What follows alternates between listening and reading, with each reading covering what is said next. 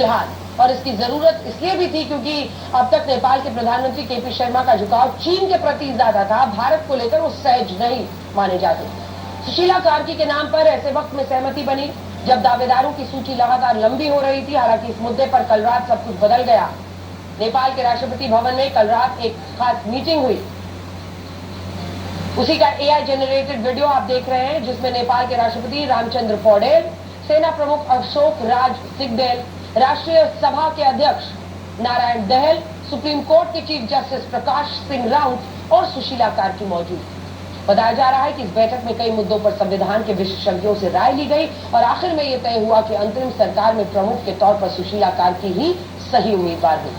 अभी तक नेपाल के जेन ज़ी आंदोलन में युवाओं को गुस्सा करते, तोड़फोड़ करते देखा गया। दुनिया भर की मीडिया में नेपाल के तख्ता पलट की तस्वीरें, जलती हुई संसद, मंत्रियों के जलते घर, कार्यालय जो बर्बाद हुए थे, वो सब दिखाया गया।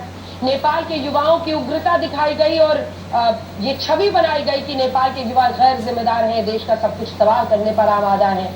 लेकिन हमने अपनी रिपोर्टिंग के दौरान कई ऐसी तस्वीरें देखी जिन्हें कई मीडिया संस्थान नहीं दिखा रहे। नेपाल का युवा गुस्से में तो है, लेकिन वो गैर जिम्मेदार बिल्कुल नहीं है। नेपाल के युवाओं ने भ्रष्टाचार के खिलाफ अपने आंदोलन में मंत्रियों के कार्यालय और संसद को तो जला दी, लेकिन ऐसा नहीं है कि उन्हें पता नहीं था कि वो क्या कर रहे हैं। नेपाल का अंतरिम प्रधानमंत्री पर हो रहे मंथन के बीच नेपाल के युवाओं ने देश को संभालना और संवारना शुरू कर दिया। नेपाल के कई शहरों में कुछ हुआ। सड़कों पर बिखरे पड़े सामान, जली हुई गाड़ियां, तोड़फोड़ के बाद बिखरा मलबा हटाने में जुट गए। आंदोलन के दौरान जिन सार्वजनिक संपत्तियों को नुकसान पहुंचा, अब उन्हें दोबारा से ठीक किया जा रहा है।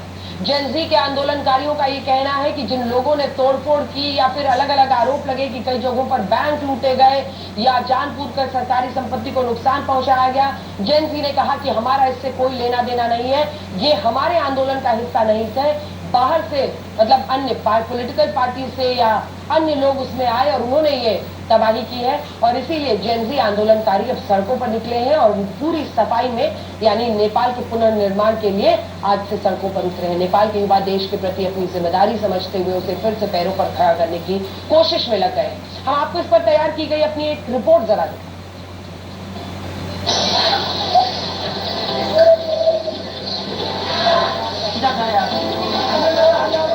जिस तरीके से ये पूरा हिंसा हुई, जिस तरीके से उपद्रव हुआ, तख्ता पलट हुआ, उसके बाद अब यूथ ही अपने हाथों में इसको संवारने की कोशिश कर रहा है। क्योंकि आज यहाँ पर ना तो नगर निगम है, ना ही कोई सरकारी सिस्टम है। इसके बावजूद अब खुद अपने हाथों से जो संपत्ति थी उसको सही करने की कोशिश की जा रही है। और ये सभी नेपाल के लोग हैं, नेपाल की जनता है, वो चाहती है कि चीज़ें सही हो।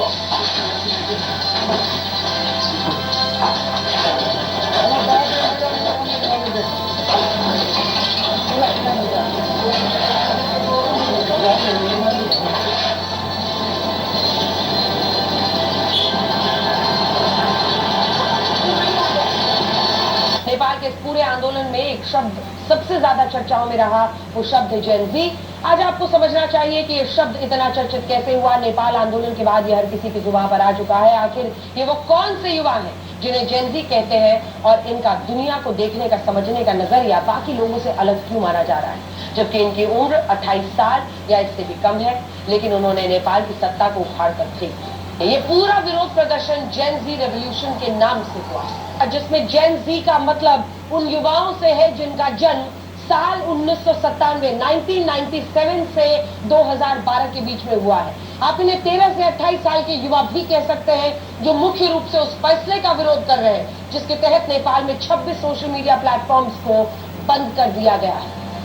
यहाँ पर आप देख सकते हैं Facebook, messenger, Instagram, WhatsApp, YouTube, x, LinkedIn, Snapchat, ये सूची बहुत लंबी है।